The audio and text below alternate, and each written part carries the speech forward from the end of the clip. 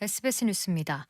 최선희 북한 외무성 제1부상은 오늘 북미 대화를 정치적 위기를 다뤄나가기 위한 도구로밖에 여기지 않는 미국과는 마주 앉을 필요가 없다고 밝혔습니다.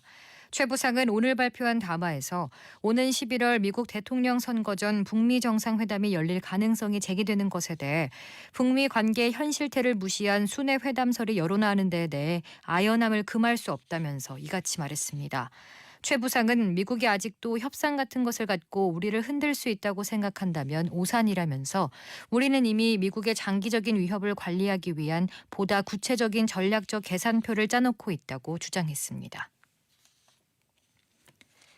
국내 코로나19 확진자가 어제 63명이 발생해 모두 13,030명으로 늘었습니다. 신규 확진자 63명 가운데 36명은 지역사회 감염자이고 나머지 27명은 해외 유입 사례로 잠정 집계됐습니다. 지역별 추가 확진자는 경기가 19명으로 가장 많았고 광주 8명, 서울 7명, 대전 3명, 인천 충북이 각 2명, 부산, 대구, 경북, 경남이 각각 1명입니다. 공항과 항구 검역 단계에서도 18명이 확진 판정을 받았습니다. 사망자는 1명이 추가돼 모두 283명으로 늘었습니다. 보건당국은 생활방역 단계에서 가장 위험도가 높은 상황으로 전개되고 있지만 방역 대처가 가능한 상황인 만큼 사회적 거리두기 단계를 다시 격상하는 것에 대해선 아직 이르다고 보고 있습니다. 세계보건기구 WHO가 2주 안에 코로나19 치료제에 대한 중간 임상시험 결과가 나올 것으로 기대한다고 밝혔습니다. WHO는 지금까지 39개국에서 약 5,500명의 환자가 코로나19 치료제의 효능과 안정성을 연구하는 연대 실험에 참가했다고 밝혔습니다. 그러면서 앞으로 2주 안에 중간 임상시험 결과가 나올 것으로 예상했습니다. 백신과 관련해선 임상시험 초기 검사 결과가 희망적이긴 하지만 아직 입증된 백신은 없는 상태라고 전했습니다.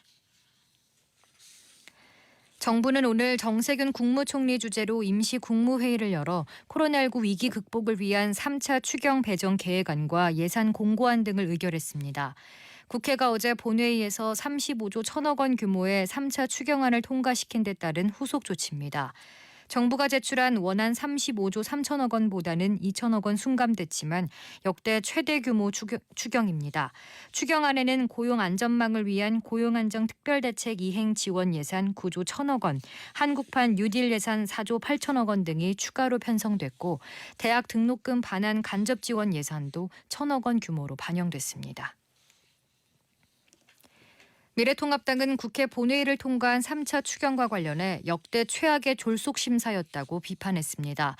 배준영 대변인은 논평에서 이번 추경에 대해 자세히 들여다보면 코로나 대응책과 직접 관련이 없거나 단기 일자리만 양성하는 내용, 생색내기식 증액만 반영된 항목이 수두룩했다고 말했습니다. 그러면서 24조 원에 달하는 적자 국채를 찍어 적자 비율도 외환 위기를 넘어 사상 최대로 올라설 것으로 보인다며 우리 젊은이들이 짊어질 빚이라고 말했습니다. 경주시청 트라이애슬론팀에서 고 최숙현 선수가 가혹 행위를 당하는 모습을 본 목격자와 직접 폭행과 폭언에 시달린 피해자들이 목소리를 내기로 했습니다. 고 최숙현 선수의 유족과 지인들은 추가 피해자들이 모레인 6일 국회에서 기자회견을 할 예정이라고 미래통합당 이용 의원실을 통해 밝혔습니다. 오늘 밤은 전국에 구름이 많겠고 충청 남부와 전북, 경상과 제주도엔 비가 내리겠습니다. 일요일인 내일은 전국이 대체로 흐리고 제주도는 오후부터 밤사이 비가 내리겠습니다. 내일 아침 기온은 17도에서 20도, 낮 기온은 서울 27도, 대구 29도 등 전국이 24도에서 29도로 오늘과 비슷하겠습니다. 서울의 현재 기온은 27도, 습도는 55%입니다. 주시은입니다. 뉴스를 마칩니다. SBS